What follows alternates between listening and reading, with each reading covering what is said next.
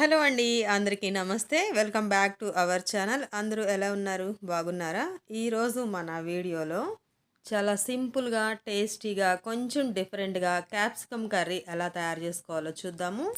ఈ capsicum curry దేంట్లోకైనా ఇట్టే కలిసిపోతుంది. రైస్, రోటీ, చపాతీ, దోస, పులావ్ దేంట్లోకైనా అదిరిపోతుందనుకోండి.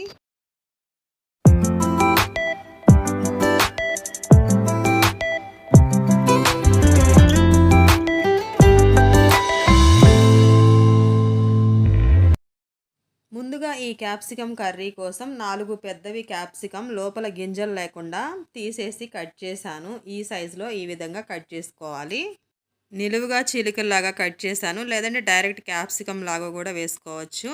ఒక ఉల్లిపాయ తరుగు, ఒక టమాటో తరుగు, ఒక చిన్న ఉల్లిపాయ తరుగు, పచ్చి కొబ్బరి, అల్లం, వెల్లుల్లి ఇవి పేస్ట్ పట్టాలి, గ్రైండ్ చేసుకోవాలి. అలానే వేయించినవి 2 టేబుల్ స్పూన్ల పల్లీలు, 1 టేబుల్ స్పూన్ పుట్నాలు తీసుకోవాలి. ఇప్పుడు మనం గ్రైండ్ చేసుకుందాము. పచ్చి కొబ్బరి, అల్లం ముక్కలు, ఉల్లిపాయ ముక్కలు, వెల్లుల్లి, పల్లీలు, పుట్నాలు మొత్తం వేసి గ్రైండ్ చేసుకుందాము. కొంచెం కచ్చా పచ్చిగా కొంచెం వాటర్ వేసి గ్రైండ్ చేసుకుందాము.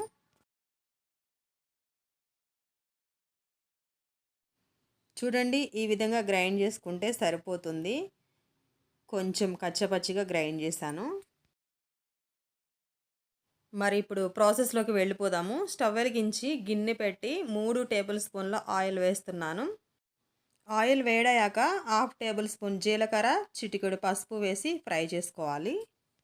ఆయిల్లో పసుపు వేసి ఫ్రై చేయడం వల్ల కూరకి మంచి కలర్ వస్తుంది. ఇప్పుడు ఒక ఆనియన్ తరుగు కూడా వేసి ఫ్రై చేసుకోవాలి. ఆనియన్ తరుగు ఫ్రై అయ్యాక 2 రెమ్మల కరివేపాకు, సన్నగా కట్ చేసిన ఒక టమాటో కూడా వేసి మొత్తం కలిపి ఫ్రై చేయాలి. కొంచెం టమాటో ముక్కలు మెత్తబడేంత వరకు ఉడికించుకోవాలి. ఇప్పుడు మనం గ్రైండ్ చేసి పెట్టుకున్న ప్యూరీని కూడా వేసి పచ్చివాసన పోయేంత వరకు ఉడికించుకోవాలి.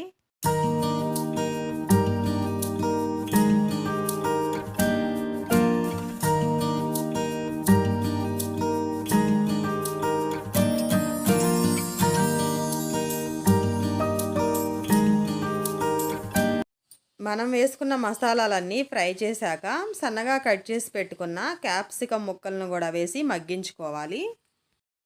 క్యాప్సికమ్ త్వరగానే మగ్గిపోతాయి, చాలా త్వరగా అయిపోతుంది కూర తయారు చేసుకోవడం కూడా.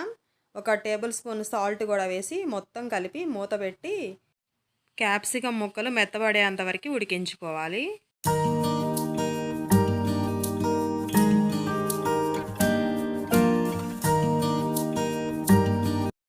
చూడండి, చాలా ఫ్రెష్ క్యాప్సికమ్ కదా, అందులోనే ఉన్న వాటర్ మొత్తం బయటకు వచ్చేసి త్వరగా ఉడికిపోయింది. ఇప్పుడు 1 టేబుల్ స్పూన్ కారం కూడా వేసి మొత్తం కలిపి కారంలోని పచ్చివాసన పోయేంత వరకు ఉడికించుకుందాము.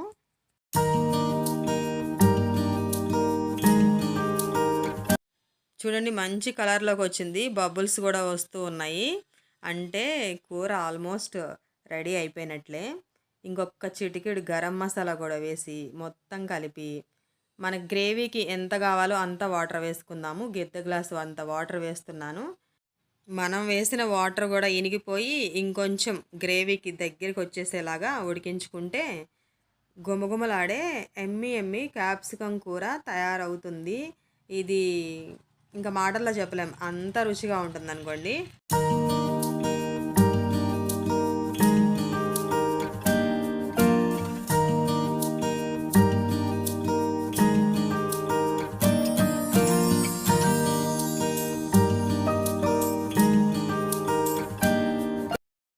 అండ్ ఫైనల్గా కొంచెం పుదీనా వేస్తున్నాను.